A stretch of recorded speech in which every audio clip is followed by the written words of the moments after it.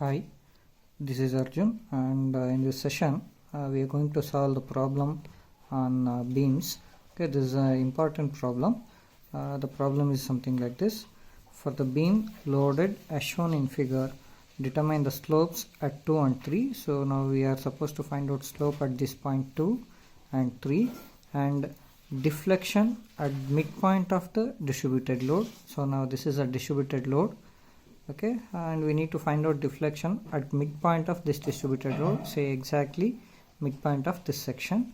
They are given take Young's modulus as 200 GPa and moment of inertia I, they are given it as 4 into 10 power 6 mm to the power of 4. So since we have to take all the values here in terms of meter, so I will convert this I into, so now this will become 4 into 10 power minus 6 meter to the power of 4, and now E can be taken as 200 into 10 power 9 Newton per meter square. So now this is a problem. So now let us see how to solve this problem. So this is node 1. At node 1 we will have two displacement functions. So according to this particular problem, now Q1 will be the transverse displacement which will be acting in this direction, and Q2 will be the angular displacement. Okay, since this node is totally fixed, okay, Q1 will be 0 and even Q2 value will be 0. We can directly write itself here itself. And at node 2 we will have two displacement functions. So depending upon this UDL acting, so Q3 will be the transverse displacement which is acting in this direction, and Q4 will be the angular deflection. So since we have a roller support and it is free to move in this direction, and this y direction is fixed, so Q3 will become equal to 0 and we'll have some value for Q4. That is what we have to find out, that is slope at 2 is Q4. Similarly at node 3, okay, Q5 will be the transverse displacement and Q6 will be the angular displacement. Similarly here, see, we have roller support at node 3, so it is fixed in y direction and it is free to move in x direction. So Q5 will become 0 and Q6 will be, we have to find out some value for Q6. Okay, now let us consider the stiffness matrix for a beam element. We know that the stiffness matrix, the element stiffness matrix for beam is KE is equals to EI divided by LE cube, length of the element cube, into 12 6 LE 12 minus 12 6 LE 6 LE 4 LE square 6 LE minus 6 LE 2 LE square minus 12 minus 6 LE plus 12 minus 6 LE 6 LE 2 LE square minus 6 LE 4 LE square. Now this is a stiffness matrix for a beam element. See, now this entire element is divided, the entire structure is divided into two elements.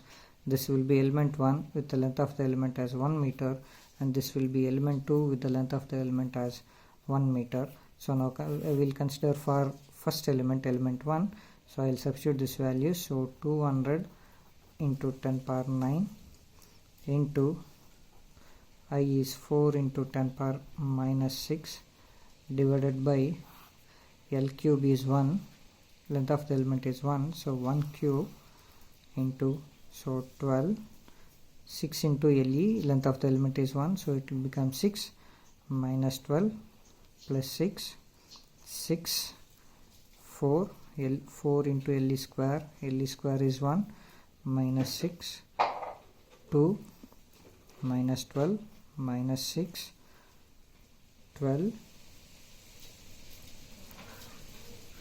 minus 6, minus 6, sorry, plus 6, 2 into LE square, so it will become 2, minus 6 into 4. Now this is a stiffness matrix for element 1.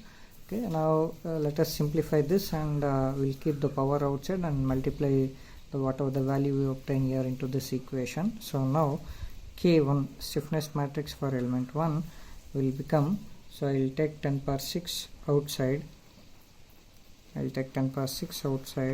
so the final element stiffness matrix will become 9.6, 4.8 minus 9.6, 4.8, 4.8, 3.2 minus 4.8, 1.6 minus 9.6 minus 4.8.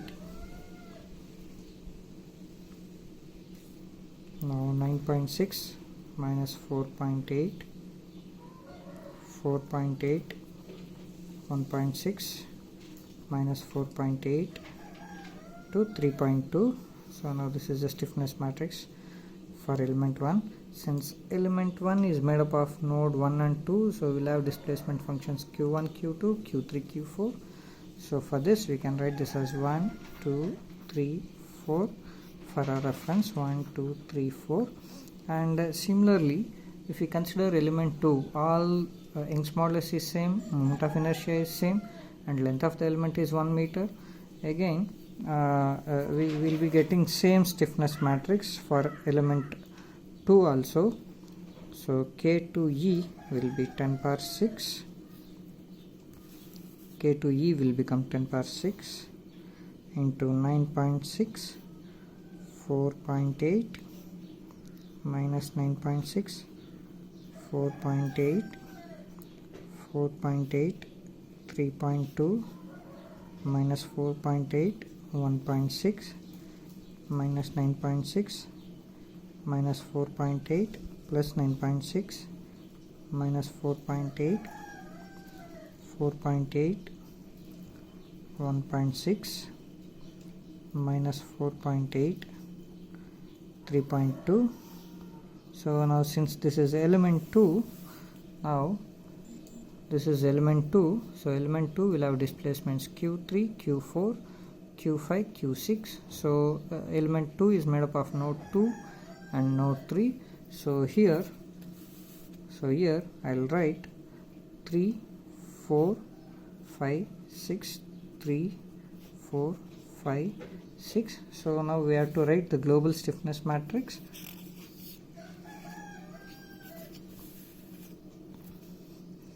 So let us write the global stiffness matrix. We'll take this as a reference, these two stiffness matrix as a reference for writing the global stiffness matrix. Now global stiffness matrix K will be 10 power 6, okay, into 9.6. So if you want, you can write like this: 1, 2, 3, 4, 5, 6. So 1 cross 1.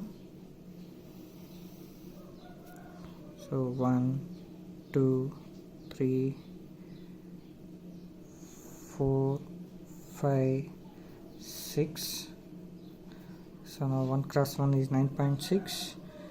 So 2 cross 1 is 4.8. 3 cross 1 minus 9.6. 4 cross 1 is 4.8. 5 cross 1 will be 0. 6 cross 1 will be 0. So 1 cross 2 will be 4.8. 2 cross 2 will be 3.2. 3 cross 2 will be minus 4.8. 4 cross 2 will be 1.6. So 5 cross 2, this will be 0. 6 cross 2 will be 0.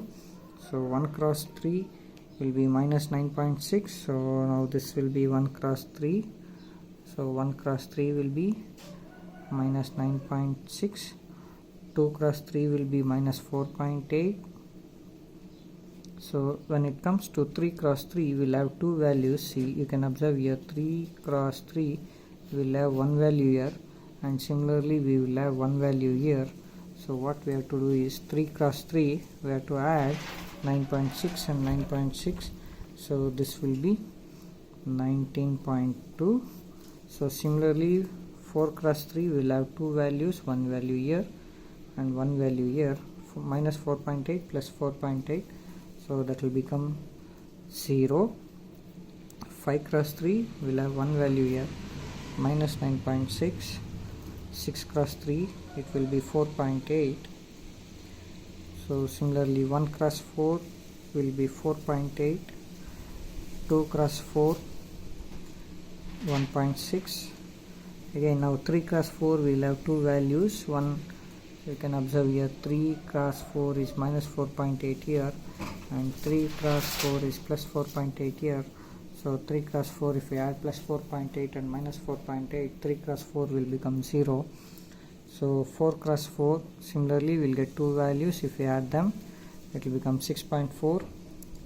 5 cross 4 is minus 4.8, 6 cross 4 is 1.6. So 1 cross 5 will be 0, 2 cross 5 will be 0, minus 9.6, so minus 4.8,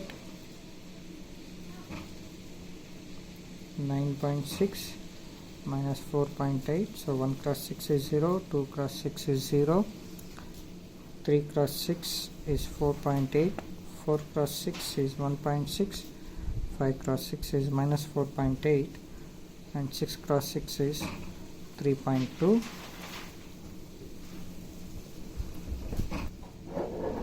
See, now we can write the general description of FEM using this equation. We can write the global stiffness matrix Q1, Q2, Q3, Q4, Q5, Q6. But while writing the load vector, so since it is a UDL, okay, for section 1, so F1, one transverse load is 0, since there is no load at node 1. F1 will be 0, and angular moment even that will be 0. If you consider element 1, again at node 2 those values will become 0. For element 2, since it is a UDL and the load is acting on the beam, okay, we can use this relation. You can use this relation to find out the load vector. So TE, where P0 is a load acting, which is a 12 kilonewton, so minus 12 10 power 3, length of the element is 1 divided by 2, minus 12 10 power 3, length of the element square divided by 12, minus 12 10 power 3, length of the element is 1 divided by 2, plus 12 10 power 3, length of the element is 1 square divided by 12. So finally, on simplification, this will become minus 6 into 10 power 3, 1 into 10 power 3, minus 1 into 10 power 3, and minus 6 into 10 power 3, and 1 into 10 power 3. So now we have to substitute these values into this general description equation. So F1 will be 0, M1, or for instance you can write F2, M1 or F2 will be 0, and F3, this will be minus 6000. So I will write F4 or M2, M2 will be minus 1000, F5, this will be minus 6000, F6 or M3, M3 will be 1 into 10 power 3. Now by applying boundary conditions, now we have to apply boundary conditions to solve this problem. So now with respect to this, okay, node 1 is totally fixed, so we can delete first row, first column, because one node here it will have 2 degrees of freedom, so we can delete first row, first column pertaining to node 1. And if we consider node 2, we have a roller support, it is fixed in y direction, so Q3 can be deleted, and it is free to move in x direction, so we can leave Q4 as it is, that is row 4 and column 4. Similarly, with respect to node 3, we have a roller support, it is fixed in y direction, Q5 can be deleted, so we will have some value for Q6. So now in this equation, in the global stiffness matrix, I will delete first row, first column, second row, second column with respect to node 1. With respect to node 3, I will delete, node 2, I will delete third row, third column. Since it is free to move in x direction, I leave fourth row, fourth column as it is, and with respect to node 3, I'll delete fifth row, fifth column. These are the 4 values which will be left out, 1, 2, 3 and 4. And if we solve this equation, so we have to get the values for q4, which is angular displacement, and q5, q6, which is again angular displacement. On simplification, we will get the value of q4 as minus 2.67857 10 power minus 4 radians, and q6 as 4.4642 into 10 power minus 4 radians. So now these are the slopes at node 2, and this is a slope at node 3. q6 is a slope at node 3. So now we have to find out the deflection at midpoint of the distributed load. So in order to find out the deflection at midpoint of the distributed load, so we have considered element 2. Now this is element 2, and since we have derived this shape functions in natural coordinate system, now this is what we have to find out. We have to find out deflection at midpoint of the distributed load. This is a distributed load at midpoint. Say at this point value of zeta will be minus 1, and at this point value of zeta is plus 1. Now so this is node 2 and this is node 3. At node 2 we know that we have q3 and q4. At node 3 we have q5 and q6. Now we have obtained values for q4 and q6, and at midpoint of the distributed load value of zeta happens to be 0. So we know that deflection equation for a beam. So for if we write for element 2, we can write like this. So q3 is a deflection, so shape function will be h1 into q3 plus le by 2 h2 q4 plus h3 q5 plus le by 2 into h4 q6. Now this will be the deflection function, deflection equation for element 2. Since this is element 2, we have q3 q4 q5 q6. If in case if we add element 1, we would be writing this as q1 q2 q3 q4, whereas this will remain same. So since value of q3 is 0 and q5 is 0, so we could write this equation as v is equals to le by 2 h2 q4 plus le by 2 h4 q6, and where le is nothing but length of the element. So we know that shape function h2 can be written as 1 over 4 into 1 minus zeta square plus zeta cube, and similarly h4 is nothing but 1 over 4 into minus 1 minus zeta plus zeta square plus zeta cube. Okay, now these are the values for the shape functions h2 and h4. Now the condition is we need to find out deflection at midpoint of the distributed load. At midpoint zeta is 0. At midpoint value of zeta happens to be 0. In case if you are asked to find out deflection other than midpoint, that is if you are asked to find out deflection at this point, end points, so zeta value will become minus 1 at the left hand, and at the right hand zeta value will become plus 1. Okay, now since at midpoint, now we are asked to find out deflection at midpoint, zeta value happens to be 0. So let us substitute this value into this equation. So h2 will become 1 over 4 1. Since zeta is 0, this will become 0 minus 0 plus 0. Similarly h4, this will be 1 over 4 minus 1, 0 plus 0 plus 0. So value of h2 will be 1 by 4 and value of h4 will be minus 1 by 4. Now if you call this as equation 1, so let us substitute the value of h2 and h4 into equation 1. So now V equation will become LE by 2, which is 1 by 2, into h2 value is 1 by 4 into q4 value is minus 2.67875 10 power minus 4 plus LE by 2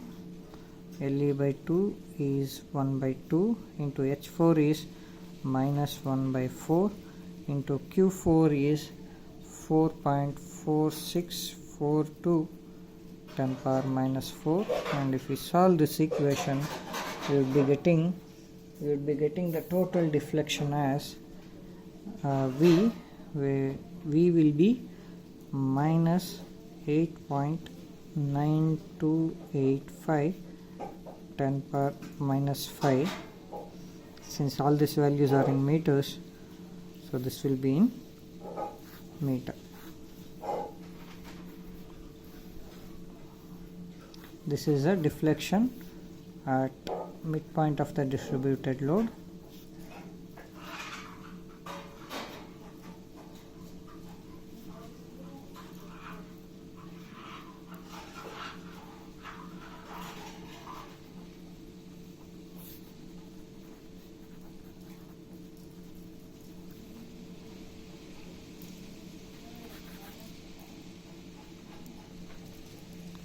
Thank you.